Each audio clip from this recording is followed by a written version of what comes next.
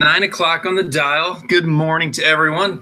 Hope everyone's surviving the snow. Maybe get out and do a little sledding this morning. I think that's what Mark Monahan's going to do down at Lake Wallenpaupack. He's going to do a little sledding down there by the lake. But I'll turn it over to Matt for our ground rules, and then we'll introduce our presenter for the day. Thank you, Jeff. Good morning, everybody. Just a few of our normal rules. First of all, we are recording, so this will be up on the website and our YouTube page shortly.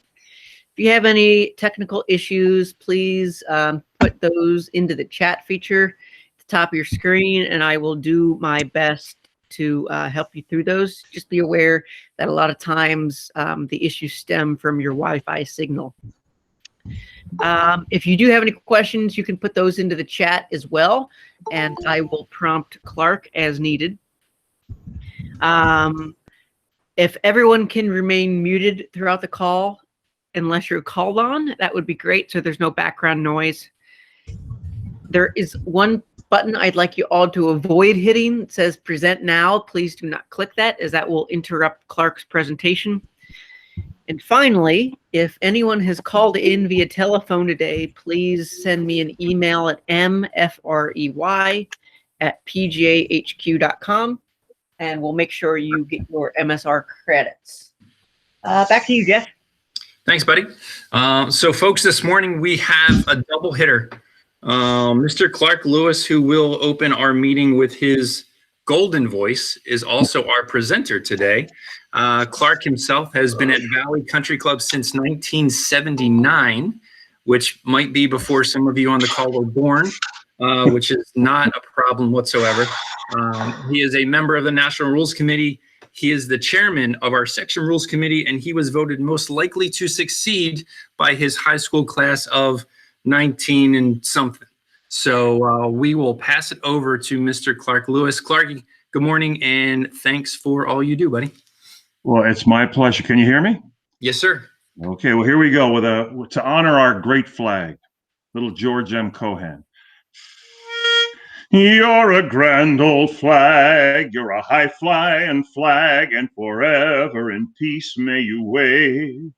You're the emblem of the land I love, the home of the free and the brave.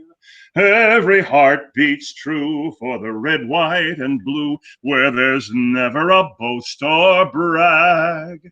And should old acquaintance be forgot, keep your eye on that grand old flag.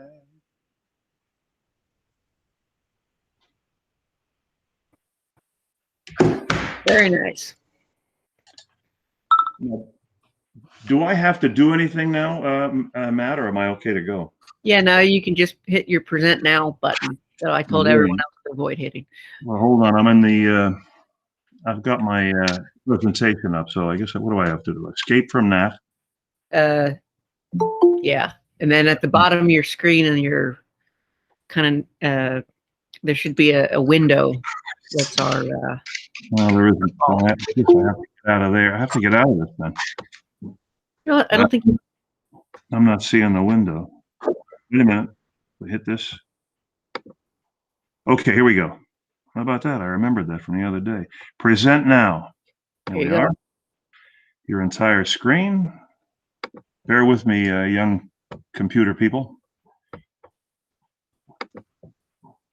Hard to teach the old dog new tricks. Okay.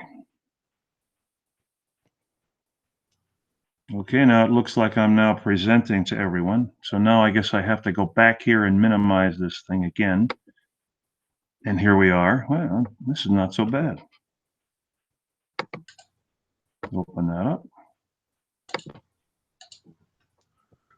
And, all right, slideshow.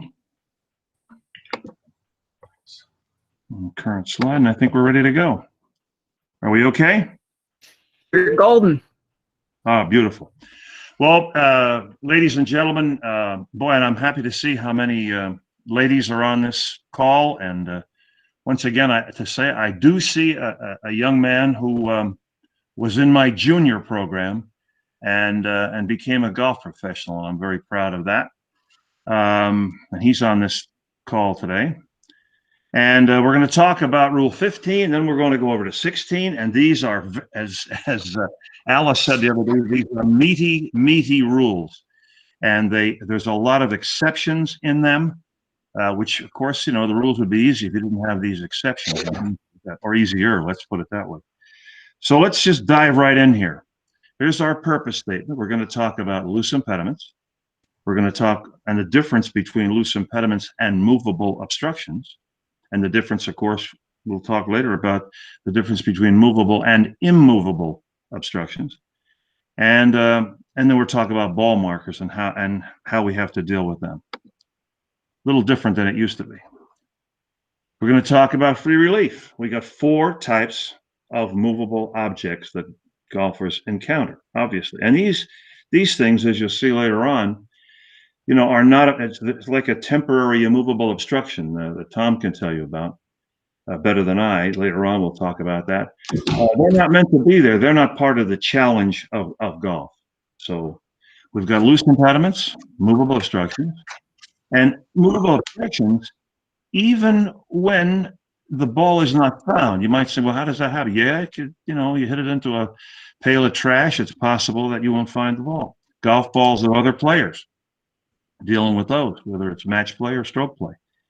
And then, of course, the players when they mark their golf ball.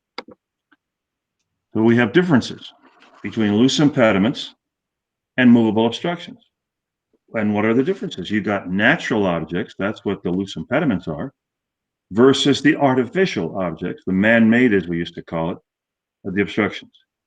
And now, this is a great line. I love this line. Similar yet differing relief procedures and liability to penalty. But we'll go over that. And we talk about what a definition, what an obstruction is. 2 types, as I mentioned, movable and immovable. What is the difference? What makes one immovable? And we have relief. There's a lot of repetition here, and it's done to help reinforce what we're teaching. So you'll see a lot of repetition, which is good. Now, covers, as you can see, here we have, these are going to be movable obstructions. Sometimes those things are heavy. Guy might screw up his back by trying to move one, but that ball washer, but that's movable. Unless it's declared by the committee to be non-movable, which the committee can do. Okay, and then we have the loose impediments up there. Now, as I said before, they're not treated as part of the challenge of play in the course. Of course not. We just want the golf course the way it was designed. And the players normally allowed to remove them when they interfere with play. And these could be removed, for sure, when they interfere with the player's ball, which is behind that trash can, which is that's easy to move. But once again, they give you a little bit of a caution here, because when you move these things, when they're near your ball or off the putting green, because we're going to find out later that on the putting green it's a lot more lenient when the ball moves, because there will be a penalty if moving them causes the ball to move. So that's a little something to take note of. Now here's the question, and we'll talk about it. Player will get a penalty in which the following circumstances: the player's ball and any object described are always in the same part of the course. The 5 parts of the course. Removing a movable obstruction in a bunker that caused her ball to move.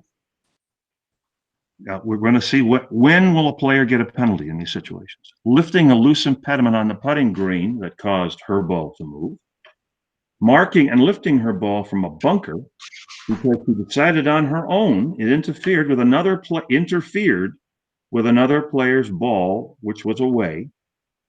And moving her ball marker on the putting green because she thought it would help her opponent aim her putt. So we're talking here about the differences between interfering and helping, and it has changed mercifully.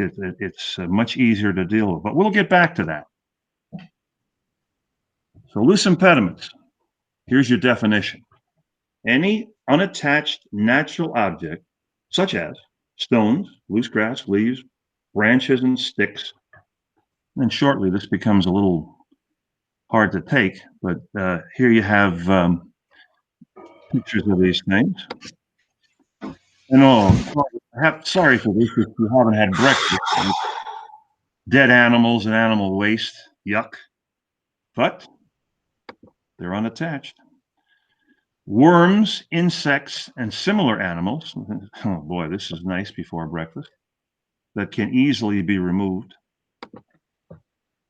And the mounds and webs that they build, such as worm casts and anthills. And you're going to get into some exceptions later on about certain insect things, and we'll be talking about there's a lot of exceptions. We even have exceptions to the exceptions. Great. Now we have clumps of compacted soil, and this includes aeration plugs.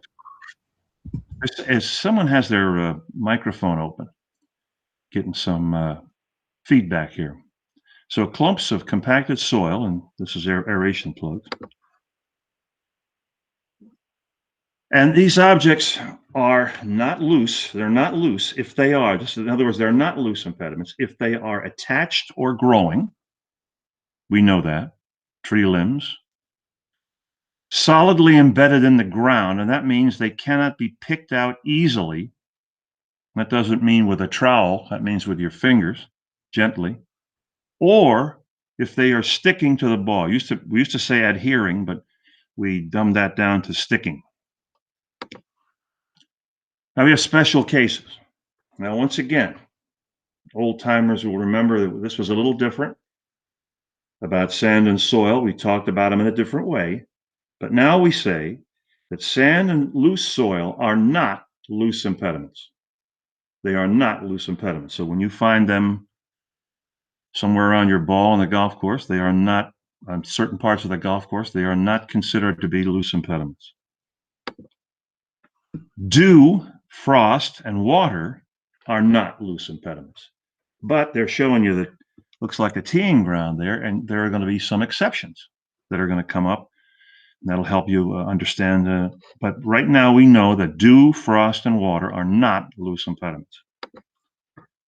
Snow and natural ice. Now, this hasn't changed. This is snow and natural ice are either loose impediments or, and this was added, this little thing about when on the ground, they are temporary water from which you can take relief at the player's option. Now, it used to just say, it didn't have that when on the ground. So it's possible when you had ice and tree limbs, something might happen. But now it's been cleared up. Spider webs, the arachnids, spiders, these used to be, this has changed. This is new and much better. Spider webs are loose impediments, even though, remember, we just found out before, adhering, even though they are attached to another object. So there they are. Those are loose impediments. Now, what about how do you get rid of them? And what happens when your ball moves when you are doing that? So we have some rights and restrictions there, as you see. And yes, it's a risk. You're looking at that thing on the pine straw, and you're 4 under par, and you're wondering, I wonder if I should move that thing. Now, without penalty, the player may remove the loose impediment. There's players doing that. Nice shoes, like them. Anywhere on or off the course. Off the course. And may do so in any way. Think about off the course, too. Such as by using a hand or foot or a club or other equipment. Now, that's another wonderful change that permits us to, it's so much easier now to remove leaves than it used to be. But once again, here are these wonderful exceptions that you have that make everybody so happy. All right. Removal of loose impediment where a ball must be replaced. Where a ball must be replaced. before replacing a ball, it means you have it in your hand, that was lifted and moved from anywhere except the putting green. Stay with me on this one. This is not as easy as it initially sounds. A player must not deliberately remove a loose impediment that, if moved when the ball was at rest, would have been likely to have caused the ball to move. Okay, so it bears repeating. If moved when the ball was at rest, would have been likely to cause the ball to move. We'll go on. If the player does so, he or she gets a penalty stroke. But then again, it tells you that the removed loose impediment does not need to be replaced. You've paid your one-stroke penalty for doing that. But so you don't have to put that loose impediment back the way it was. Now the exception applies during a round and while play is stopped. Obviously, if you can't do it during the round to change your lie in these situations, you certainly can't do it when play is stopped. There are certain things you can do when play is stopped that you can't do during the round. We'll talk about that, but not this. It doesn't apply to a loose impediment now this gets a little different here. It does not apply to a loose impediment that is removed as the result of marking the spot of the ball, lifting, moving, or replacing a ball, causing a ball to move. The exception to the exception. Okay, now we got exception 2.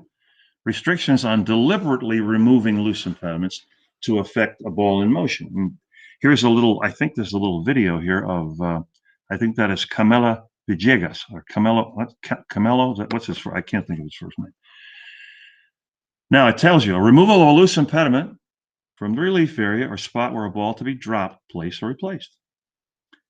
Makes it clear, before you replace it, player must not remove a loose impediment that, if moved when the ball was at rest, would have been likely to cause the ball to move. And this is obvious because when the ball is in its initial location, the player risks the ball moving when removing a loose impediment, when it was stationary. Now, this is different when you have the ball in your hand and you're about to drop or place the ball in your relief area. The ball is not being put back in a specific spot, obviously, because you're dropping it or placing it, not replacing it. Therefore, removing loose impediments before dropping or placing a ball is allowed in that situation. Now, what do we do here when the player's ball moved as a result of moving a loose impediment? Well, the ball has to be replaced on its original spot. We're going to get into some interesting things here too. Here's some that dreaded pine straw. Here it is. By the way, there's no sound on this one. Now that player proceeded correctly. But, if you don't know the spot, you estimate it. Pretty hard not to know the spot there when that player did that. And that player is going to get a penalty stroke under this rule. Okay. But it's going to say, see where it says here, anywhere? Something else is going to come up here shortly. Now except on the putting green or in the teeing area.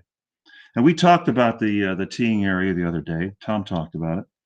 And we're going to talk about the putting green too, because it's going to be a little more kinder and gentler in those places. Except when Rule 7.4 applies. That means it has to do with a search, like no penalty for a ball moving during search. And you know that. You can't find your ball in the long stuff, the long grass. You're walking through there, and you know this now, and the ball moves. You replace the ball. And you're going to be free of penalty there about removing loose impediments. Now, there's a penalty here for playing an incorrectly substituted. This penalty statement is like a double penalty, giving you it absolves you from penalty for the double penalty. Okay.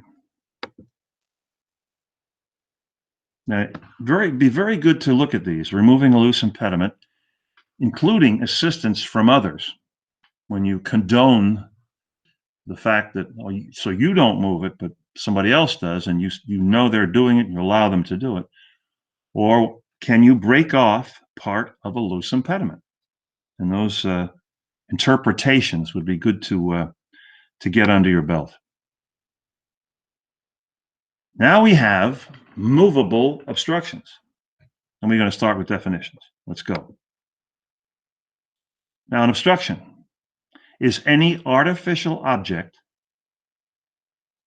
and you see some of these, looking here, you got a rake, and first, I don't see too well. I thought there was a turtle there for a minute in the trap. I'm sorry, in the bunker, I owe $1. Okay. Now, there's a lot to see here, except for integral objects and boundary objects. So here we have a fence that indicates out of bounds. And an integral object is this wall around, man-made wall around your water hazard. On my scorecard, if somehow or other I can't get out to make those yellow lines, to do the yellow lines, I have on there that wall around there, around that water hazard, is an integral object. So even if there's not a yellow line there, that player, in essence, would be dealing with the same thing as far as penalties are concerned, or free relief. You would not get free relief from an integral object. Now, here's obstructions. These are examples. Surfaced roads and paths, including their artificial borders, buildings and rain shelters, sprinkler heads, drains, and irrigation or control boxes. We know that. Stakes, walls, railings, and fences, but not when they are boundary objects that define or show the boundary edge of the course. That removes them from this definition of obstructions when they are boundary objects. Golf carts, mowers, cars, and other vehicles. Waste containers, signposts, and benches. Okay. Players' equipment, flag sticks, and rakes. We're talking about what happens sometimes when you're moving them. Okay. Now, obviously, an obstruction is either a movable obstruction. The rake is movable there, and also that thing is it's not a turtle. It's a well, I think it's a drain, but I can't quite tell if it's movable or not, but I think it is. Or an immovable obstruction. Okay, well, that's that road. All right. Now, interesting. And we'll really go over this in detail. I used to get a lot of questions about this. If part of an immovable obstruction, such as a gate or a door, or part of an attached cable, meets the definition of movable obstruction, that part is treated as a movable obstruction. So that gate in there is going to be movable. And then you might say, well, what about if that indicates a boundary? If that's a boundary object, and we'll talk about that. Okay, we have some model local rules defining certain obstructions as temporary immovable obstructions. And every time I go to do a big tournament, and we have these TIOs, as we call them, I have to get together with Mr. Tom Karpus to refresh my memory on how I give free relief from these. And he's always kind enough to give me a class in doing it so I don't foul up the ruling. But it's different, and it's when we don't deal with them, we deal with regular obstructions, but we don't deal with TIOs too much. Now, movable is an obstruction that can be moved with reasonable effort and without damaging the obstruction or the course. Well, here you have a towel That young lady's ball's on that towel. And here you have a golf cart. Obviously, you can move that. What do you do with the ball then? And here you have a rake, which is in the right place. It shouldn't be in the bunker, as we know. But what happens if you have to move it? Now, we said this before. If part of this immovable obstruction meets the two standards, the part is treated as a movable obstruction. You can move it with reasonable effort and without damaging the obstruction. And obviously, this gate, if it were not locked, you could move, and you can move it.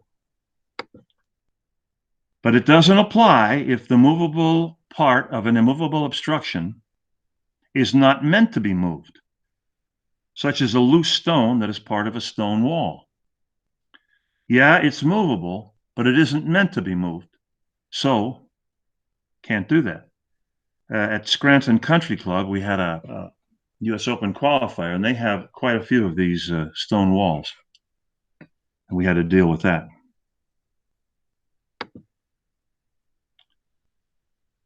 Now, even when the obstruction is movable, the committee may define it to be immovable. Obviously, these old-fashioned fences here, like in the old frontier days, Daniel Boone, committee can deal with that any way they want. Now, we're going to talk about relief from these. The rights and restrictions with no risks. Once again, here's that fellow moving that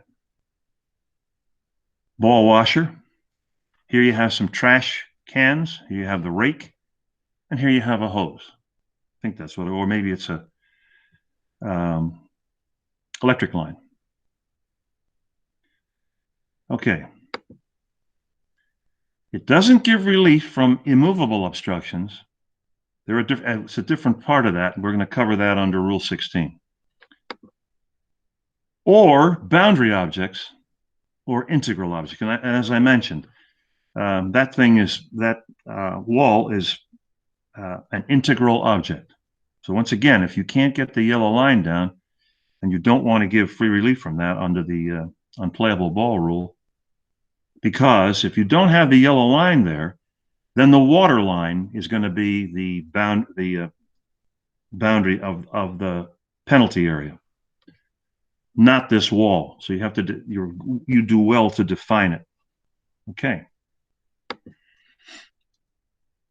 Okay. Without penalty, play may remove this thing and anywhere on or off the course.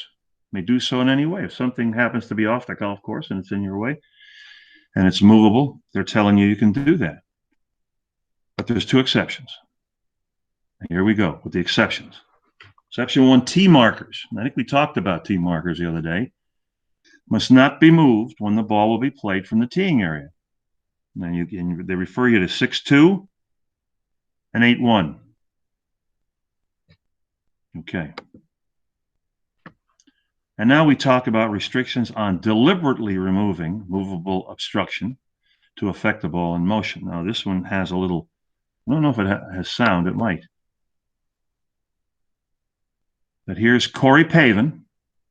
You see where he's hitting his ball to. Now it starts to roll. Now his wonderful, helpful caddy deliberately removes that thing. And Mr. Pavin is not a happy camper. Now, if the player's ball moves while he or she is moving a movable obstruction, there is no penalty and the ball must be replaced on its original spot, which, if not known, must be estimated. So once again, here we have the rake situation. And we do well to mark the position of the ball so we don't have to estimate the thing when we try to put it back there. But we think that when we remove the rake, that ball is going to move. So we can do that, and you have to replace it on its original spot. You do well to mark that one. You don't have to, but you do well to do it. Now, this is when the ball is in or on the movable obstruction. Not against it, laying against it, but in it or on it. Player may take free relief by lifting the ball removing the movable obstruction, and dropping the original ball or another ball in the relief area. And once again, we all know now what the relief area is. So there it is. This is a change for you old timers, but there it is. In the relief area, that's what you get. The reference point is the estimated point right under where the ball was at rest in or on the movable obstruction. And once again, you got your club length, and you know how to do with that. It's the longest club in your bag except your putter. Can be up to that circle, or that semicircle can be up to 96 inches. Now, limitations here. It has to be in the same area of the course. There's times when you're dropping the ball and your relief area does not have to be in the same area, but in this case, it does. And it must not be nearer than the hole. I can't see that. Than the reference point, obviously. Now here it is. What do we do here on the putting green? This young lady is on the green, and her ball is on that, whatever that happens to be, a towel. Let's say it's a towel. And now she's going to lift the ball and remove the obstruction and place the original ball or another ball. You can, once again, in this case, you can substitute a ball on the estimated spot right under where the ball was at rest or on the movable obstruction. And you're going to use the procedures under 14.2b2. 14.2b2 and 14.2e are great rules. And once again, tells you here that you can replace. That's another one of those exam wreckers. Okay. And then this tells you the procedures. What happens if you don't find it? And in a movable obstruction, and I alluded to that before. You know, let's see what happens. Once again, and this is similar to the penalty area relief or ground under repair, things like that. If the player's ball has not been found and it's known or virtually certain, you look up your definition for that it's in this thing, you can use this relief option instead of taking stroke and distance. You didn't find it. Normally, if you don't find your ball, you've got to take stroke and distance, don't you? But here, you can use this relief option because it's known or virtually certain that it's in there. Now, that would be anywhere except on the putting green, as it says. I think we have a little noise here that comes. You might think I've seen this before. And that little thing just lives in my memory, that little noise there. Anyway, it's in there, and we can't find it for whatever reason. Maybe, I think we have to try to find it, but it's possible that you can't. So you're now going to use the estimated point right under where the ball last crossed. You're going to move that thing because it's movable. And what are you going to do? Once the play, this is a reiteration of what we said before. Take the original ball, no longer in play, must not be played, even if after you've done this and you take relief. The same thing happens in a penalty area. You've taken relief because you're known or virtually certain. In that case, you've paid a stroke. In this case, it's free. If your original ball is found, you can no longer play it. Okay? It is then, and that's what this tells you. And here's your area. This is how you deal with it. This is your relief area. If it's on a tee or on the putting green, on the teeing area or the putting green, a little different than the stroke. He doesn't have to take the stroke and distance relief. Okay. All right. If it's not known, then you got to take stroke and distance. All right. So here's your penalty statement. Now, do we have any questions right now about this? Matt? No, sir, not yet. Okay. Wonderful. I'll try to explain the next one as succinctly as I hope I did that one. Here we go. Now we're talking about a ball marker. This is the ball marker and the ball. the putting green, helping on the putting green, anywhere else on the course interfering with play, and a ball marker helping or interfering with play. This is the same. Okay, here we go. Now, here we have a ball marker on the putting green helping play. It applies only to a ball at rest on the putting green. This is another change over the years, and not anywhere else on the course. So player thought that you got to move that ball there because it's going to help the other player in our group. No, doesn't happen. Now, if a player reasonably believes that a ball on the putting green might help anyone else's play, and that happens quite often, the player may, and what do you think is going to happen? Mark the spot of the ball and lift it if it's his or her own ball, or if the ball belongs to another player, they can require that player to mark the spot and lift the ball. You can require them to do that. And then the lifted ball must be replaced on that spot. Now we're going to go a little further into that, though. And remember this one. Here's another interesting exam wrecker for those of you who take the exam. If a ball is on the putting green helping play, in stroke play only, a lot of caveats here, a player who is required to lift the ball may play first instead of lifting the ball. Can't lift the ball. So we're saying, please mark that ball. It's going to help so-and-so. Stroke play, this player can play first but can't mark the ball. Just go right, either mark the ball or go ahead and putt it out. Now, this one, we've had a few questions about this one. Is a ball or ball marker helping or interfering with play? And if two or more players agree to leave a ball, this backstopping thing, this is in stroke play. If two or more players agree to leave a ball in place to help any player, and that player then makes a stroke with the helping ball in place, each player who made the agreement gets the general penalty. Now stay with me because we go a little further into this. All right. Now, it does not require knowledge. Most of the time, we used to call that mutual agreement to waive the rules. We don't call it that anymore. But this green thing tells you that the breach of that rule for leaving a ball in place does not require knowledge. Used to be you had to know you were doing something wrong to get that penalty of disqualification. But now it says, or any kind of penalty. If two or more players agree to leave the ball in place, blah, blah, blah, each player has made the agreement, gets 2 penalty strokes. And it does not depend on whether the players know this. They're getting penalized for doing this if that stroke is made. Okay. Now, if they know it, and they are not allowed to make such an agreement, obviously, but they still do it, and they're both disqualified under the rule for deliberately ignoring Rule 15. All right, now we have a ball or ball marker helping or interfering with play. Balls anywhere on the course interfering with play.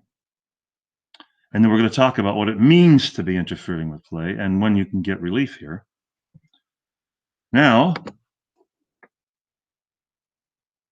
you know what this is. Meaning of the interference by another player's ball. Interference under this rule, when another player's ball might interfere with the player's area of intended stance or the area of the intended swing, or is so close to the player's line that given the intended stroke, there's a reasonable chance the player's ball could hit it. Could hit it. I stress that. Or is close enough to distract the player during the stroke.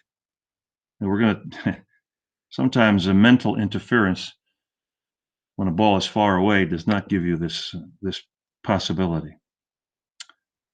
Now, if you reasonably believe that this could happen, interfering with play,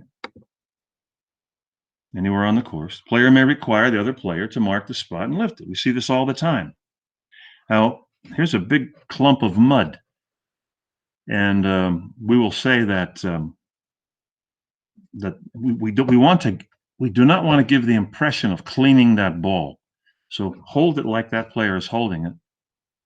and then you will not be penalized. The guy puts it in his hand, in this case, with that big clump of mud on it. I don't think he's going to be able to get off without penalty. Okay, it must not be cleaned. And then it tells you how you replace the ball. Well, we'll get into the idea of mud on the ball when you replace it, but I think Alice took that into consideration the other day. I think so. Now, if the other player does not mark the spot before lifting the ball or cleans the lifted ball when not allowed, you get the 1-stroke penalty. And once again, same thing. We talked about helping, okay? But in stroke play, anywhere on the course, if it's interfering with play, the player required to lift his or her ball under this rule may play first instead. Hopefully I have explained that correctly. That could be anywhere on the course. Please mark your ball. No, I'll play first.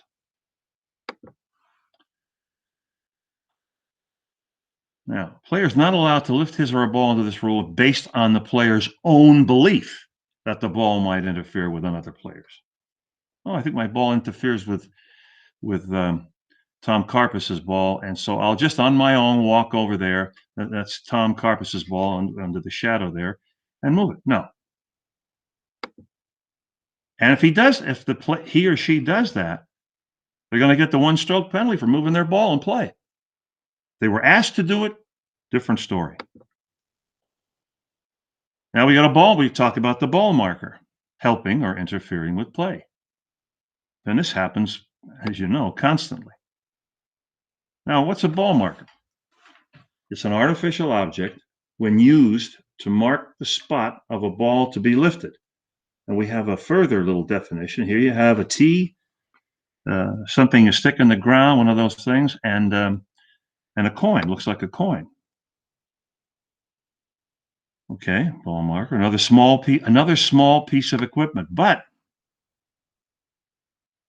I'm going to tell you that what you can't use as a ball marker. A ball marker in place on the course to mark the spot of a ball that has been lifted and will be replaced. Now, ball markers helps or interferes with play, might help or interfere with play. The player may move the ball out of the way, the ball marker out of the way, if it's his or her own, or obviously require the player to move the ball if it belongs to another player for the same reasons as he or she required the player to do it under when it was the ball, the 15.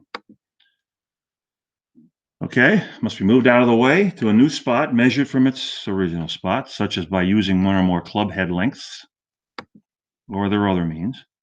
And the lifted ball must be replaced on its original spot. The ball marker must be replaced to mark the spot. Or, remember, it says the original ball. In this case, no substitution. Okay, and now as a penalty for a breach of this rule is the general penalty. That's 2 strokes or loss all in match play. This penalty also applies, and this is interesting. Here we have a player who's this player over here has been asked to move that, but this player makes a stroke without waiting for a helping ball or ball marker to be lifted or moved, robbing a player of their rights under the rules, really. If you're aware, if you're not aware, you're 80 feet away and you don't hear what happened. But after becoming aware that another player intended to move it under this rule or had required someone else to do so, he refused to lift his or her ball when required to do so, and a stroke is then made by the other player whose play might have been helped. You're going to get the penalty.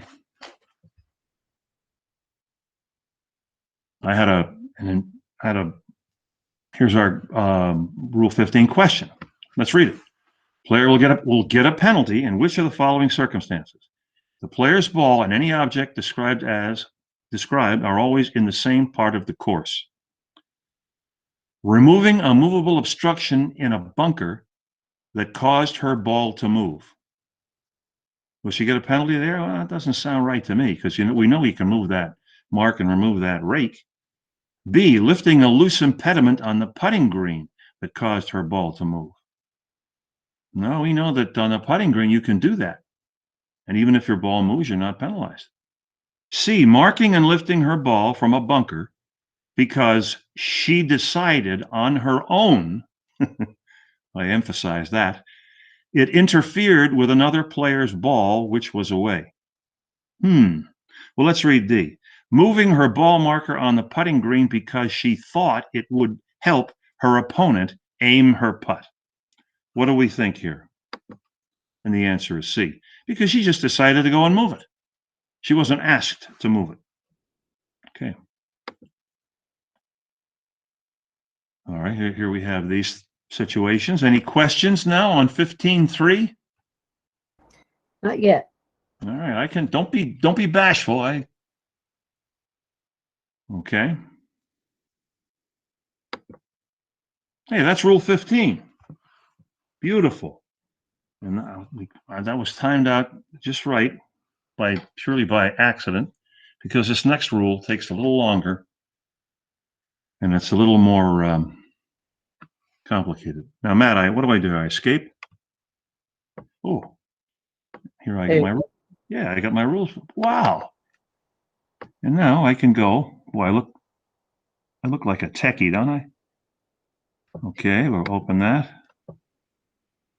Carpus, keep your comments to yourself. Here we go.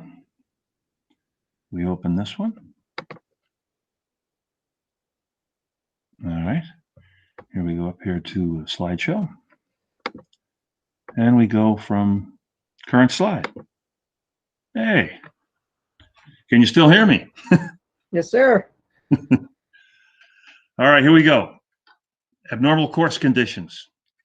This one's brutal, including immovable obstructions, dangerous animal condition, and embedded ball, which we definitely saw over the weekend, didn't we? We are going to talk about that. We're going to talk to Mr. Carpus. Hopefully he stays awake that long, because he's right in there in the trenches when it comes to these things. What do we got? Abnormal course conditions. What are they? We're going to define them. Dangerous animal condition, alligators, crocodiles, you name it. Embedded ball. And what do? Can we lift a ball to see if it lies in a condition where the relief is allowed? Another interesting part of this. Okay. Now, 4 types of abnormal course condition. That means it's not normal on the course. It's not normal on the course. Animal holes, ground under repair, something that will subsequently, be taken care of. Immovable obstructions, and temporary water. Those are our 4 types. I remember that I make this, is it called an acronym, where you get a GATE, a misspelled GATE, G-A-I-T, if that helps you. Here's our relief procedures, and this is very important. What is the nearest point of complete relief, and how do you determine it? We're going to spend quite a bit of time on that. Free relief. What do we do in bunkers? Can we take penalty relief in bunkers and get out of there? And what if you don't find the ball? And we got the no play zone. And then it gets complicated when the no play zone is in a penalty area. We'll talk about that. Now we got dangerous animals, or the embedded ball, as we spoke of before. And then these are the procedures that you can go to when you think your ball is in a certain condition, but you can't quite tell without lifting it. This is what it covers. You're gonna take this. Obviously, you're gonna play from a different place. You have normal course condition or dangerous animal condition. And once again, as we said before, these things are not treated as part of an animal hole. Is not treated as part of the challenge of playing the course. Years ago, back when golf was only match play and things were, we were playing at St. Andrews, let's say in the 1600s, you pretty much had to play from wherever your ball ended up. Didn't matter. But and there were other rules, strange rules that we find strange today. But now we realize this is not part of playing the course, and we generally get relief from those things. You take relief by dropping a ball in the relief area. The relief, and we know what the relief area is. I can't stress it enough. It's that 96 inch thing, or may not be that big if you're taking relief, let's say from an obstruction, from the side of the obstruction, or from not where you're not going back on the line. It could be just one club length, based on the nearest point of complete relief. Covers free relief when you're embedded in your own pitch mark in the general area. When you're embedded in your own pitch mark in the general area, that's where it has to be. And we know what the general area is. Here's our introduction. You can read that. This is what we're going to cover. Okay. And that's just reiterating what I said before. Here's our questions. Do it fast. Which one of the following is true when a player intends to take relief from an abnormal course condition? A, the nearest point of complete relief must always be located in the same area of the course as the ball's original spot. Is that true? Abnormal course condition? Does it have to be in the same area? When a player's ball is in a penalty area and the player has interference from a sprinkler control box located in the general area, the player can use Rule 16, that's this rule, for free relief in the penalty area. Remember, now his ball's in the penalty area, but this relief is outside the penalty area. Can he get relief? When a player's ball is on the putting green and the player takes free relief from temporary water, the player either places a ball at the nearest point of complete relief, or if not available, at the point of maximum available relief. Okay? We want to see which is true. Now, and this last one, when a player's ball is in a bunker and complete relief in the bunker is not available, the player must take penalty relief outside the bunker. So I'll skip over that now. Think of your answer there, and hopefully what I cover here will cover that. And as I said before, gate, animal, ground under, immovable, temporary water. No longer casual water. Now, what is an animal hole? You got this definition. It's any hole dug. Now, stay with me on this one. Any hole dug in the ground by an animal, except for holes dug by animals that are also defined as loose impediments. So you have animals that can be also defined as loose impediments. Here you have animals that are not confined, and then you have down at the bottom there, such as worms, insects, spiders. Okay? That's so if those things dig the hole, we got a different story. We continue. Now, it consists of the loose material that he dug, he got that out of there. Any worn down track leading into the hole, there's one in a bunker, or any area on the ground pushed up. This looks like a molehill. Okay.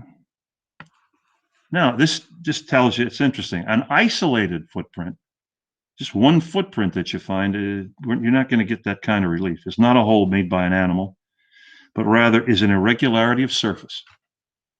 An irregularity of surface from which relief without penalty is not allowed. That's that one, another exam wrecker. And of course, we know that if it's on the putting green, we can repair it, of course. And here's Bill Murray. Came to our club not long ago, about 2 years ago, and he was really amazing.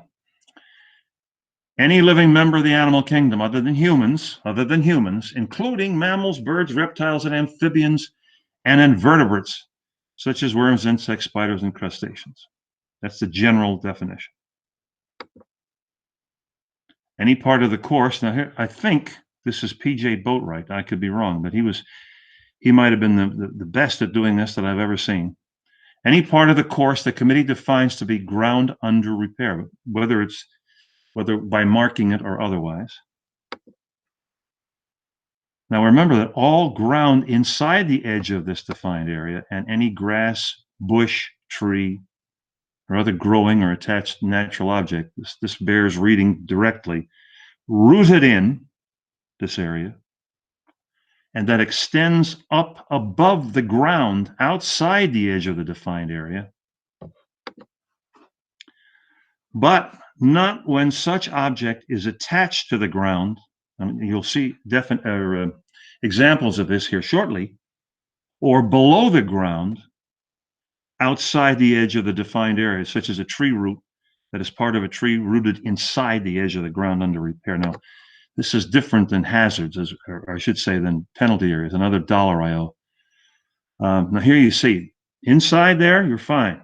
But if you're interfered with by that tree root there, no free relief there.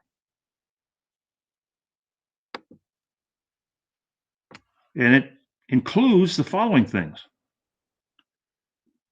even if the committee does not define them as such. That's stuff piled for removal. They got grass clippings that obviously they're going to remove them. And here you have, well, we'll talk about, here they are. This is a hole made by the committee in setting up the course. So a hole where the stake has been removed, or a hole, let's say on a double green. I have this at my course now. Our 18th green, for those of you who haven't visited up here, is now part of the putting green. And we have a possibility of a 240-foot putt. And so what I do, I have blue poles to distinguish between the wrong putting green, even though it's all one, and from where you can't play, and the regular putting green. So you have that. Or for maintaining the course. Well, obviously it's going to be ground repair because you're digging up the course, putting a drain in. And then here's ground repair. It's piled for later removal. If I have time at the end of this, I'll tell you a little story about my first professional tournament. Well, my first tournament in the section of real tournament. It was actually my first professional tournament, not even including the assistance organization, in which I was paired with a fellow by the name of Marty Fergal at the Pocono Manor. Ask me if I can. I'll tell you that story. Interesting. Had to do with this. Okay. Now we have any natural materials that are piled and are also loose impediments. Okay, so you'd have them as that grass there, or this, whatever this is in here. They're also loose impediments, so you can brush them away. But if your ball moves, you can be penalized. Any materials left on the course that are not intended to be removed are not ground under repair unless the committee has defined them as such.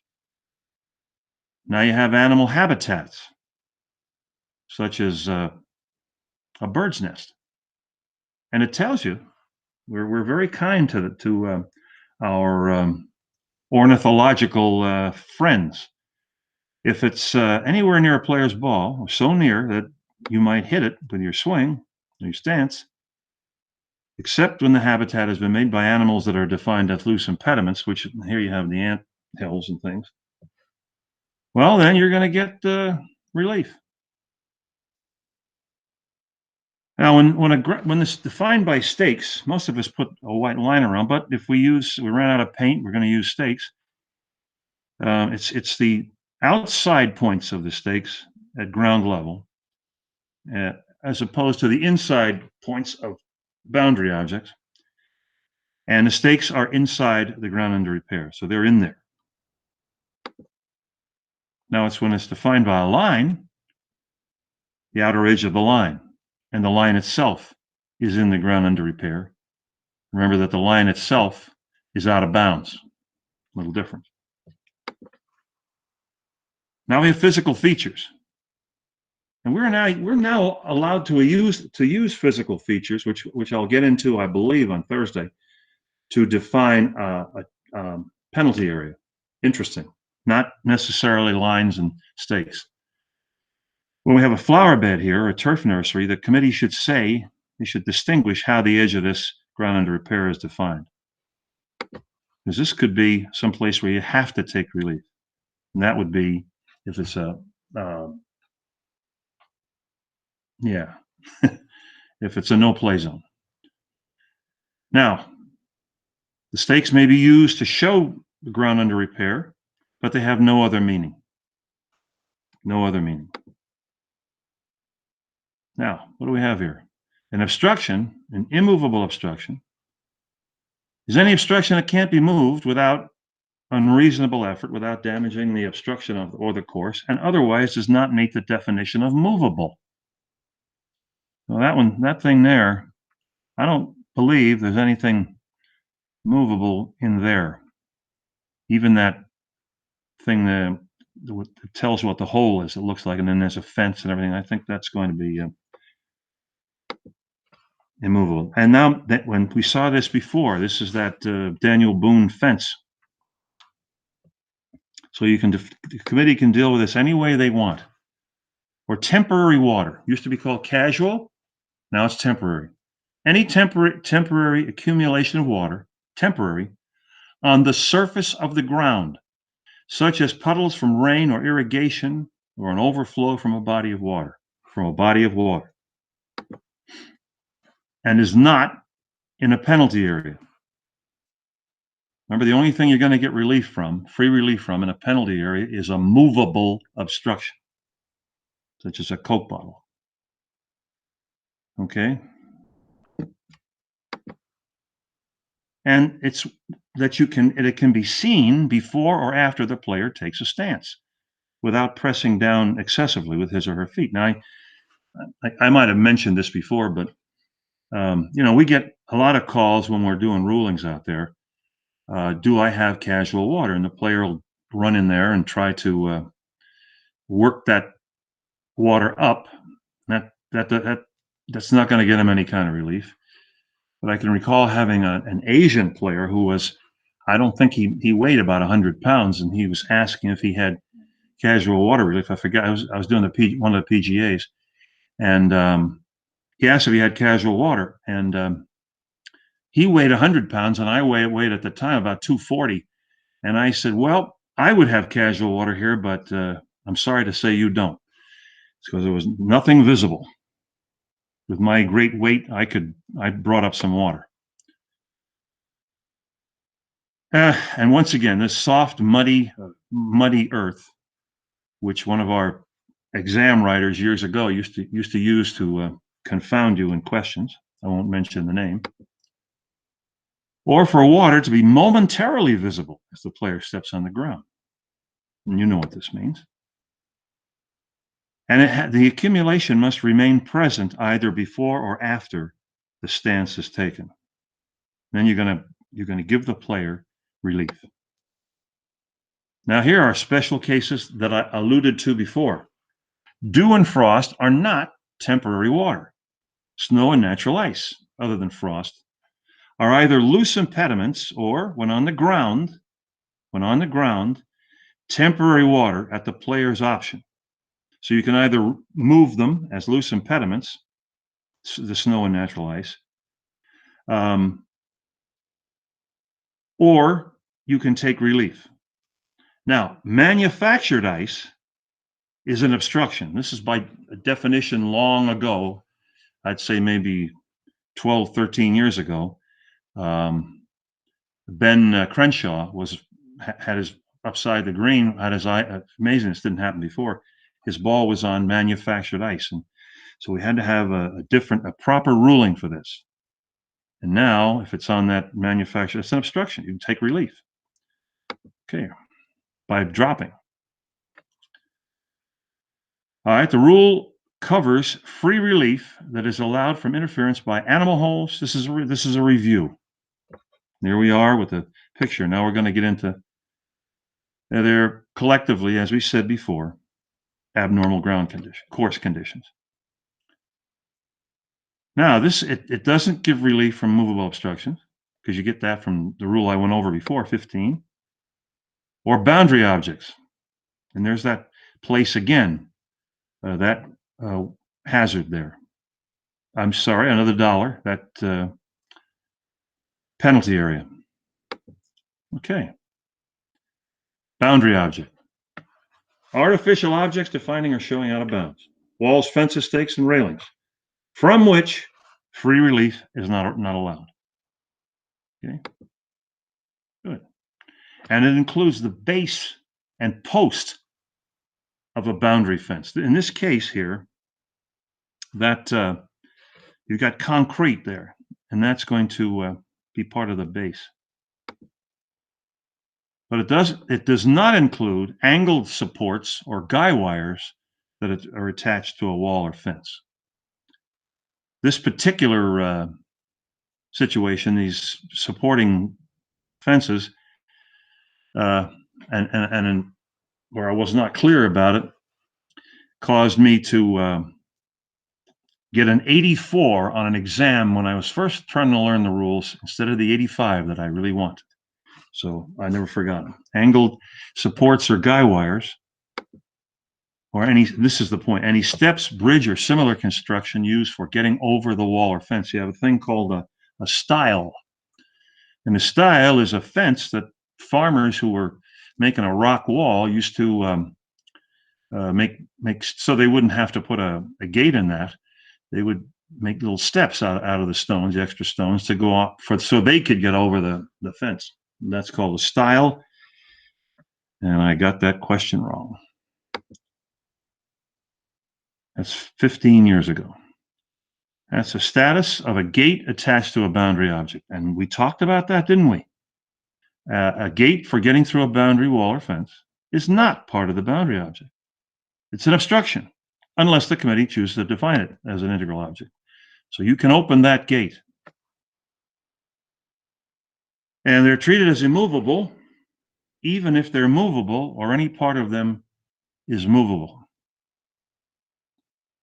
Okay, these are boundary objects. Obviously, you can move those white poles there, especially with these new steel points that they have on them, but better not do that. You could be liable to penalty.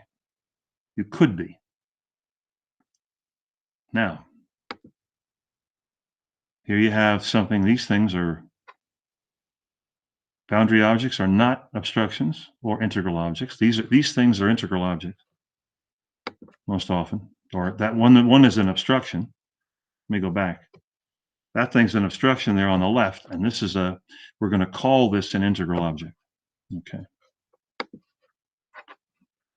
Or defined by the committee as part of the challenge of playing the course, from which free relief is not allowed. There it is. They're treated as immovable. But if part of them, and here we go again. This is that reiteration to get it in your mind, meets the definition. I used to ask this question at honestly of some of the teachers when I would take the rules workshop, and I really never got a straight answer until this happened. So, of course, I was never in a course that was taught by Tom Carpus. Are objects defined by the committee as integral objects? They're not obstructions and they're not boundary objects, just to reiterate. Now here we're going to talk about the nearest point of complete relief. So pay attention to this. This is and you might commit this to memory. It's the reference point for taking free relief from an abnormal course condition, an animal condition, a dangerous animal condition, a wrong green, and a no play zone. Or you have certain local rules that your course may invoke or the tournament may invoke. Abnormal, animal, wrong, no play. I couldn't come up with one of those little helping things for this, but that's the reference point. That's what it is. It's the estimated point where the ball would lie that is nearest the ball's original spot, but not nearer the hole than that spot. That's one prerequisite. It's in the required area of the course where the condition does not interfere with the stroke the player would have made from the original spot if the condition were not there. And that's really what you have to ask players when you come running into the woods and some player's on some kind of what he thinks to be a road, and you're asking him, you would say to him, well, what would you do here if your ball was not on that thing? And then you see what he will say. The nearest point of relief is the spot the shortest distance away from where your ball lies, either left of, right of, or behind it, that isn't closer to the hole, and where, if your ball was there, you could make a stroke at it without any interference to your resulting lie, stance, and swing. Matt, could you hear that sound on that one? You're all good. Oh, good. Okay. Now I have to say, I was doing a PNC, what we used to call the PNC, out in Oregon, and I almost got kind of jiggered on this by a player that really seemed to understand. He was in a very heavy area of rough, and he was claiming that there were two equidistant points, and he almost talked me into it. But at that point, I suppose it's possible, but you would really have to. You could think about that over on a corner. Let's say your ball is on the very corner there. I'm going to make sure, as a rules official, that when I give that receiver where it says 2 feet, I'm going to make sure that that is a place that is farther away from, let's say, a left-handed player taking relief from the same place, let's say on the right of that obstruction. I'm going to make sure that that place is not going to give this play, because this player, if I had given him relief where it says 2 feet, he would have been out of that heavy rough. And believe me, he ended up having to take an unplayable lie. So I can explain that further later if you have a question. But he almost got me, but he didn't get me. Here we go. Estimating this requires the player to identify the choice. It requires the player to identify the choice of club, stance, swing, and line of play. What would you do here? Would you punch it down below with a 4-iron, or would you take a wedge and try to hit it over it? But she does not have to, or he or she does not have to simulate the stroke. Simulate the stroke. Okay? I usually use the term, well, let's rehearse what you would do. Doesn't have to actually take the stroke to simulate with the chosen club. But you should do it with the chosen club. Because if you don't, you could get yourself, well, when your rules official is there, you're not going to get the problem. But it's when he's not there and you've taken this relief, if it's questioned, if you didn't get it, you don't really have to do any of these things. You can just pick your ball up and drop it, which as players normally do. But if you're questioned, then you may have a problem. Maybe you dropped that in the wrong place, and if you had played it, you're going to be penalized. Okay. Now, once again, nicest point of relief or nearest point of relief, and you know what this is all about. In this place, you see where the fellow's nearest point of relief is going to be in that tree there, isn't it? So don't pick the ball up yet. So here we're going to see it. The nearest point isn't always the nicest point. In this case, the player's nearest point of complete relief from this path is under the tree, not to the left of the path in the clear. So it's a good idea not to lift your ball before figuring this out, because sometimes the best option is to just play the ball as it lies. Okay, and sometimes you can get into, as a rules official, you can get into some hairy situations when we're talking about a wall that indicates a boundary, where you're telling a player he's going to have to drop. He's going to have to drop, or in a terrible place, and stand outside that boundary wall. Okay. Now the player must. Okay, so if the player takes relief and there is interference from another condition, this is what we used to call the ping pong effect, from which relief is allowed. You're with me on that. You've taken relief, let's say, from a temporary water, and now an obstruction comes into play. The player may take relief again by determining a new nearest point of complete relief from the new condition. And you have to take them separately. I have a place up here at my course by the 9th green. And yeah, obviously when I give them relief from the no play zone, it's going to go into here. When I give them relief from that, from the cart path, it's going to take them back into the no play zone. But you got to go through the procedure. Relief must be taken separately at the same conditions at the same time. When having already taken relief separately, it becomes read what it says exactly. And if you continue to do this, you got the ping pong effect. You're never going to get relief. So now you treat them as one or the other. All right, and this is the meaning of abnormal course condition. Anywhere on the course except when the ball is in a penalty area. And there's not going to be any relief when it's clearly unreasonable to play the ball. What does interference mean? Well, when any one of these is true, the player's ball touches or is in or on the abnormal course condition, or this condition physically interferes with his stance or the area of his intended swing. Now that sprinkler machine there, obviously in this case it's not going to interfere with it might interfere with his intended swing, but he's not going to get relief if it only interferes with his line of play, as we know. Now, only when the ball's on the putting green, an abnormal course condition, remember me here, remember this one, on or off the putting green, intervenes. On or off sometimes you get these strangely shaped greens, and you do have interference. This is a change that's been very good in the rules.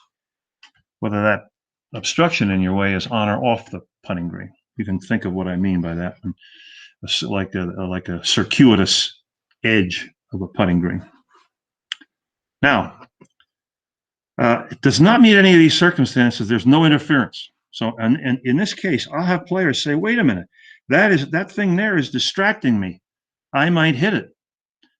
So, I don't think there's a level of play low enough or inept enough that a player would hit that sprinkler cap in that case. So, we're going to play hard here.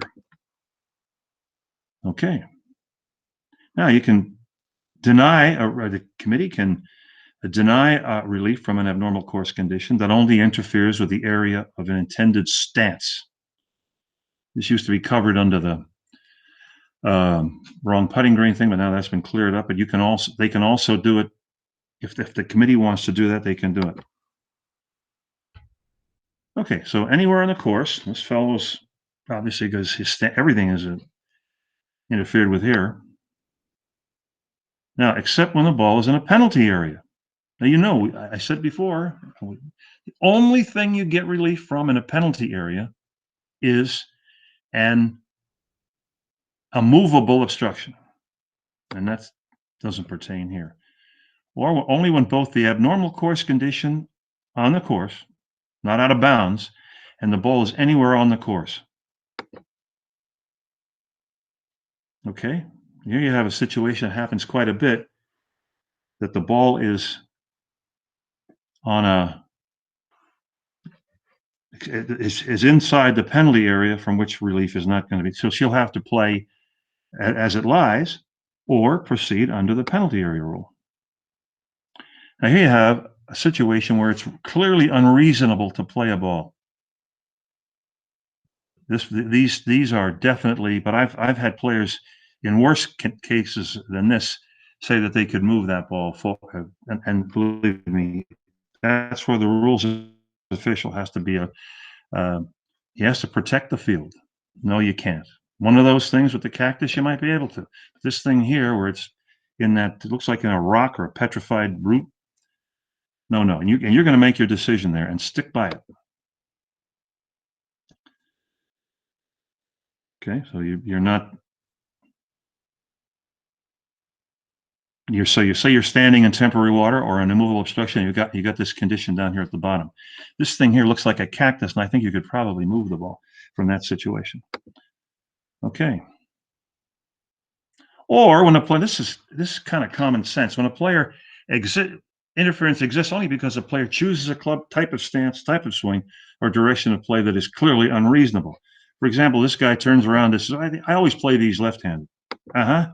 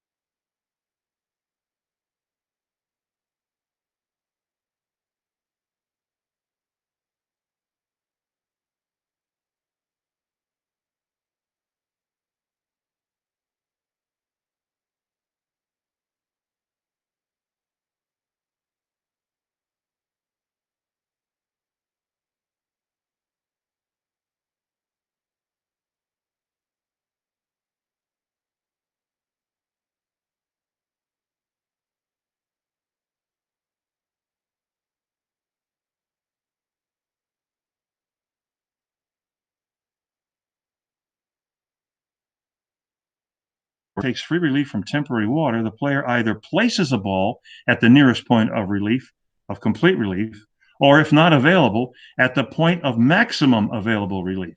Remember I said places? Let's think about that one. And, get my mouse here. And when a player's ball lies in a bunker and complete relief in the bunker is not available, the player must take penalty relief outside the bunker. What do we think is the right answer here? And there it is. Remember I said that's the true one. Okay, we're looking for true. And as Alice always does, circle that true, underline it. Because boy, when we're going for false on these exams, I can really get myself confused. So here, this player, the player takes free relief. It's true, because some people would say if it's off the green, he'd have to drop it. But no, he must place it. Okay. Any questions about that? About abnormal course conditions? No, sir. Beautiful. Hey, I think I can get through this. Over at 6 here. Watch this. Whoa! Whoa! Smiley Kaufman. You don't want to be wearing white in that particular situation. We saw Cody Gribble yesterday tap this little guy on the rear end. Something of a different reaction there from the considerably more sensible Smiley Kaufman. Oh, there's David Faraday again. Oh, I like to listen to him. He's a great commentator. Okay, so we have a dangerous animal condition. And obviously, this would seem pretty simple, but there's more to it than that. When the dangerous animal can, no matter where the ball is, doesn't matter.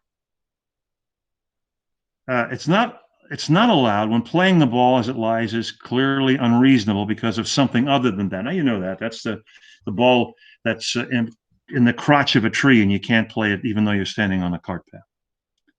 Okay, and you know that. When interference exists only or when you use this goofy stance or swing to get near the animal. I'd have to see somebody doing that. Let me try this stance or swing near that cobra. Okay. So when a ball is anywhere except in a penalty area, player may take relief under these rules, depending on whether the ball is in the general area, bunker, or putting green. Now, we saw that. We saw these three little boxes a while back. Okay, relief in the general area. Player may take relief in the general area. And once again, we're going to get the cross out there. See? This is just going over what we know. Okay. Now. Okay, the player may take penalty relief under Rule 17. When the ball is in a penalty area, the player may take penalty relief. If there's interference by a dangerous animal condition where the ball would be played after taking this penalty relief outside the penalty area, the player may take further relief without additional penalty. I think I skipped over something there. Let me go back. Hold on 1 second. We have, and I did, and this says the relief, if you choose to take free relief from these nasty animals, it's got to be in the penalty area.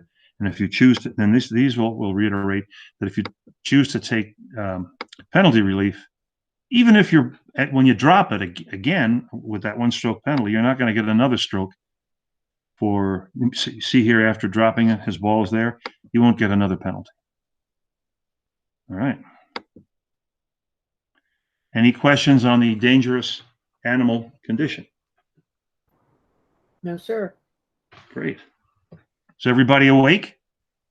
You know, when we first started to conceive of these webinars, because we couldn't get together because of COVID, we thought of maybe just doing our whole one day session on the computer. And Tom Karpus mentioned to me, he said, I don't think that would be received too well. So thank God I might have done that. We moved it down to 2 hours, and I think the derriere can stand the 2 hours. Now, we have an embedded ball, and we will talk about this. You get relief from this when the ball is embedded in the general area. And that means by here, in the rough. I hate to say the word rough. But then we're going to talk about determining how do we determine it. And that's going to have a lot of interesting things. Here's our question. In which of the following circumstances is free relief not allowed when a ball is embedded in its own pitch mark? The ball is embedded in the bare dirt edging the lip 1 inch above the sand in a bunker. Got that?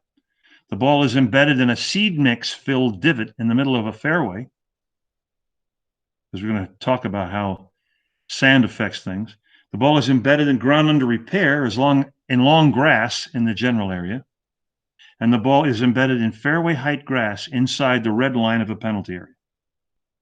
And we want to know when you can't take relief. So think of your answer there and we go on. All right. It's made, this tells you that an embedment must be made by the previous stroke. And part of the ball is below the level of the ground. Now, and it defines it by saying it doesn't have to touch soil, because it might be dented in there and have grass down at the bottom there. But it's inside, it's below the surface of the ground. You know what I mean? Okay. Only when it's embedded in the general area. There's no relief under this rule anywhere else except in the general area. Remember that. Except for these exceptions. Don't you love the exceptions? When the ball is embedded in sand in a part of the general area that is not cut to fairway height or less. But what if it is cut to fairway height? Means you're going to get relief. Or by, as I said, it's clearly unreasonable. You can't move that ball just because you're standing on your ball is embedded in there. It doesn't mean you're going to get relief. No matter how the player screams or cries. So here it is, own pitch mark, made by the previous stroke. And what does that mean? The previous stroke is going to tell you. Now, if the player cannot tell for sure whether the ball is in its own pitch mark or a pitch mark made by another ball, the player may treat the ball as embedded if it is reasonable to conclude from the available information that the ball is in its own pitch mark. I had a fellow at PGA Championship, Bell Reeve, hit the ball. The fairway rose a little bit, hit his tee shot. Really couldn't see how it had ended up, where it landed. But he called me up to see if the ball was embedded. And I looked at it, and I concluded that the ball was embedded slightly. And then he said, you know, I couldn't see that ball, whether it bounced or not. I couldn't really rightly tell whether this ball is embedded in my own pitch mark or another one, and therefore I choose not to take relief. I said, thank you very much for being such an honest man. Okay. A ball is not embedded if it is below the level of the ground as a result of, let's say, dropping it. Anything other than the stroke. When it's pushed into the ground by stepping on it, or when you drive it straight into the ground without becoming airborne, or you drop it. Now, once again, and remember this will come into play a little later on. Used to be you had to try to drop it as near as possible to the point of the embedment. This has changed, and a beautiful change. You now get the relief area, which we've discussed ad nauseum. You know how to deal with that. From directly behind, remember that, in the relief area, at a spot right behind where the ball is embedded. See that? The size of the relief area measured from the, and you know all this. And once again, when you're doing this, because you're taking relief from this thing that's in the general area, got to be in the general area. Okay? In this case, you can't drop it in that little area there. If you did that, you'd have to redrop it. Now here we have a situation where you don't have a place for a reference point because you got to take relief in the general area. You can't take relief in the bunker. So in this case, you don't have anything within one club length that isn't nearer the hole, do you? At this case, there's no part of relief area that's in the general area. So now this is different when we're in the wall or the face. This is different. That ball's not in the bunker.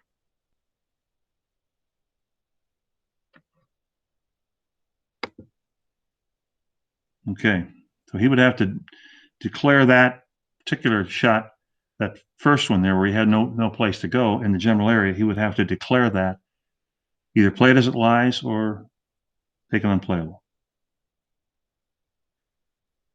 Now the committee can adopt this rule, fairway height or less. I don't know why they would do that, but penalty for playing a ball from a wrong place, this we know. Let's go over this. In which one of the following circumstances is free relief not allowed when a ball is embedded in its own pitch mark? The ball is embedded in the bare dirt, edging lip 1 inch above the sand in a bunker. Now we're looking for where the relief is not allowed. Free relief. The ball is embedded in a seed mix-filled divot in the middle of a fairway, which is an area defined as an area cut to fairway height. The ball is embedded in ground under repair and long grass in the general area. All right. And the ball is embedded in fairway height grass inside the red line of a penalty area. What do we think? And here it is. The ball is embedded in fairway height grass inside. You know you're not going to get relief in a penalty area.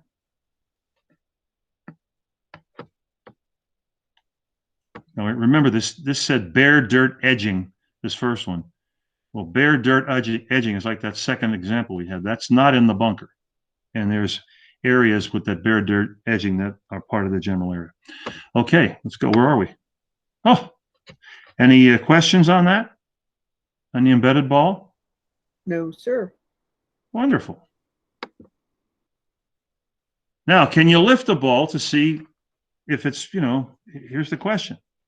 Player reasonably believes that his ball is in a certain condition, but he can't decide. Can you lift it? Player may lift the ball to see, but the spot of the ball must first be marked, and the lifted ball must not be cleaned.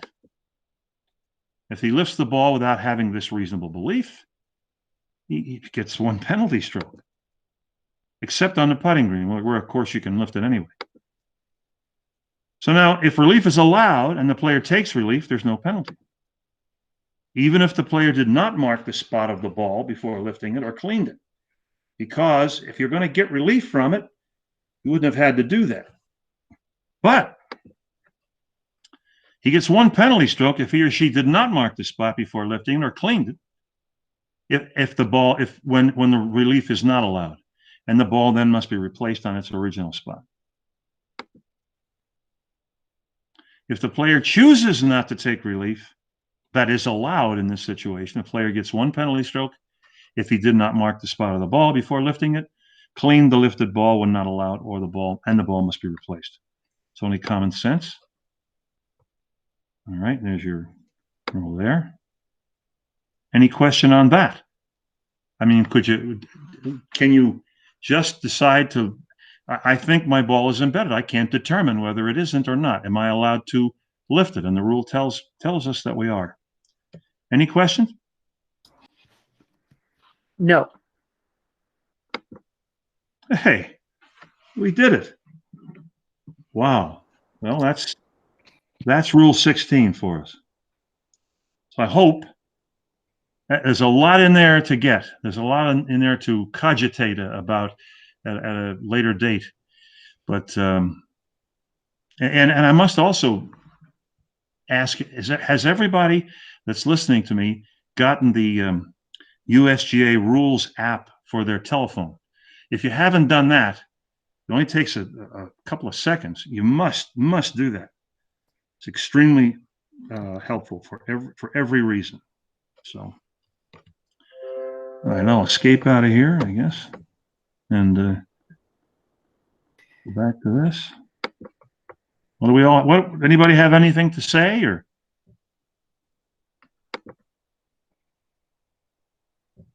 No? Right. Okay. Do I Well- hit stop? Do I hit stop sharing? Then that brings you up. Yeah, you can stop sharing, and then you'd have to click on the I got it. little Chrome icon down below. I got it. Which would be this one here. Oh, you can't fool me. Hey, there's Tom Karpus. I'm surprised that we haven't had anything about what happened yesterday. There was so much hubbub about that and consternation, I might say, amongst the commentators.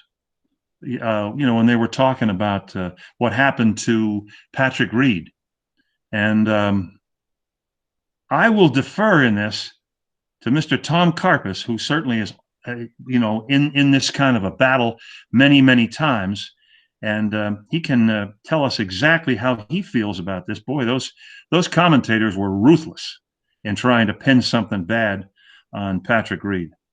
Tom, will you take it away? Sure. Well, let's. In fact, it's perfect. It's a perfect segue, because if you look at the last two pieces that Clarky taught, 16.4 clearly says that you can mark and lift your ball if you think it might be in a condition where you get relief. So what to me is amazing is you had, let's look at Rory McIlroy's deal, where he, on the 18th hole, hit it, didn't call an official. He marked it. He notified the other guys in the group, hey, I think this ball might be embedded. He marked it. He lifted it. He examined it. It was clear to him that the ball was in the pitch mark, that even though it bounced, we learned later it bounced, but it came to rest in the pitch mark, that he was entitled to relief. He didn't call an official, and he took relief. And much ado about nothing, I would say. So then you have Patrick Reed, who does something similar, and the only difference is Patrick Reed called for a rules official. Amazing.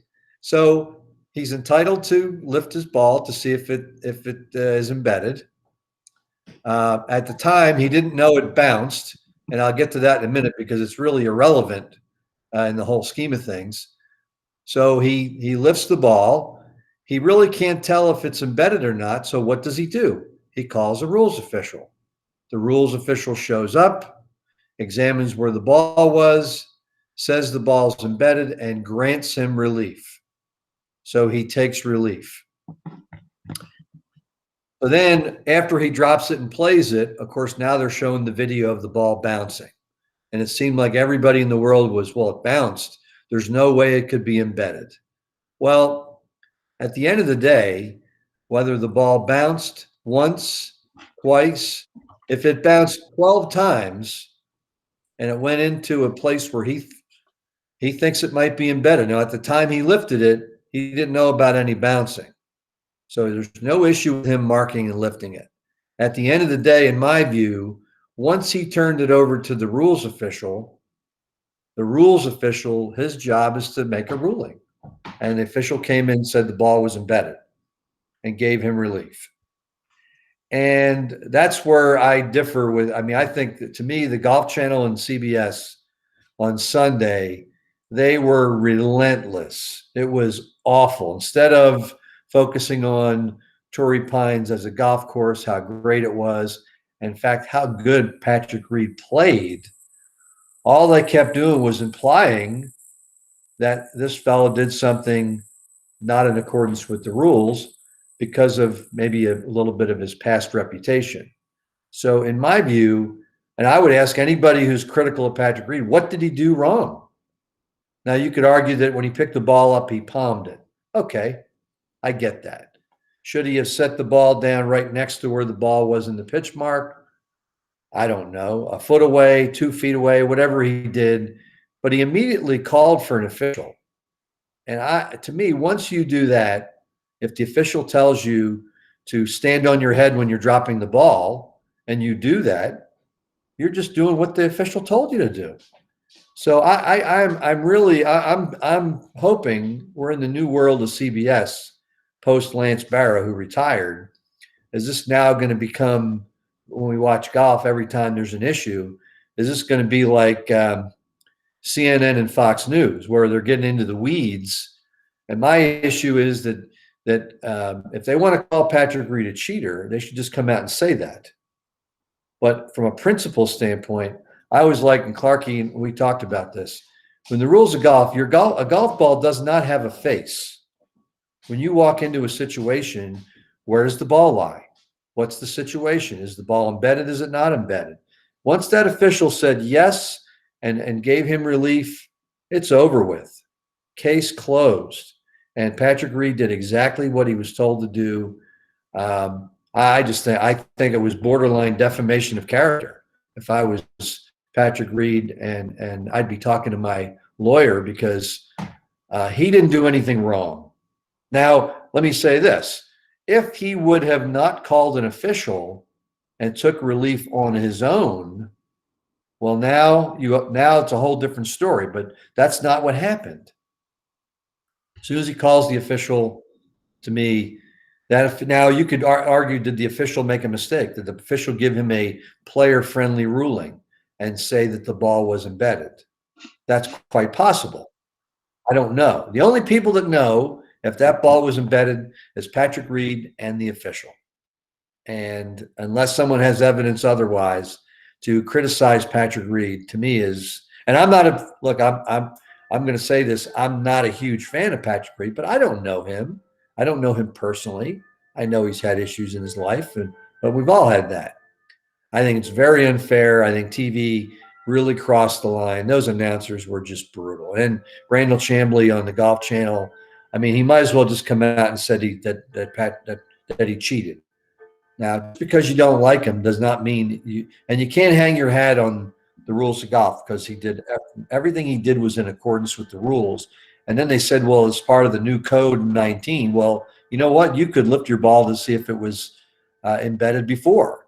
The only difference was you had to announce what you were doing, and you had to give them the opportunity to observe the marking, the lifting, and the replacing. Well, guess what? He did announce before he lifted it. He told the other guys in the group, hey, I think this ball's embedded. That Marshall said it didn't bounce. So he did everything he was entitled to do. And that's my, I didn't mean to get on the soapbox here, but I'm pretty fired up that TV really crossed the line here. And then they started getting in the weeds of the rules, which they're not equipped to do. Even after Ken Tackett and John Much both came on TV and said, look, the player, he did not breach any rule of golf. Mind you, I mean, I would agree. Did he use best practices? No, because he shouldn't have palmed the ball. He could have marked it, lifted it, set it aside, said, hey, I need an official here because I'm not sure it's embedded. I'm going to let him determine that for me, which the official did. So that's all I got.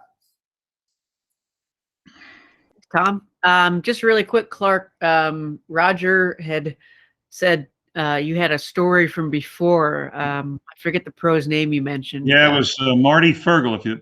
Well, my first, and this is going to go back maybe close to 50 years. My first tournament in the Philadelphia section was at what's it called? Pocono Manor. Came up the night before, got all ready for this, very nervous. Got paired with a fellow by the name of Marty Fergal. Now, he was not, some of the old timers will know him. He spent a short time in our section, as did Al Besselink, when they were not on the tour. And Marty Fergal was, he was a notorious guy for being a little crazy, a little weird. But I found to my, well, at that point, wasn't to my dismay. I didn't know that much about him, but I was paired with him, my first tournament at Pocono Manor. And we teed off, and the guy said, well, we're at the end of our line here. He said, we're playing rock hard green from Flyer Lies.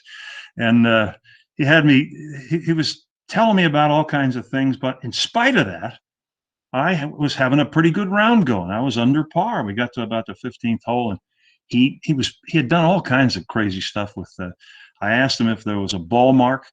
He said he didn't, which I was about to repair, and he said, well, you better make damn sure it's a ball mark before you repair it, or I'm calling it on you. This was the atmosphere that day. So we got to the, I don't know, about the 14th, 15th hole, and he was shooting a huge number, and he hits his ball into an area of grass, a huge area, but not meant to. This is just where the greenskeeper would throw the grass off the green, not a great big pile of it, and claimed that he had relief. Now keep in mind he's about 15 over par, and he held us up there for a good 10 minutes, 12 minutes till.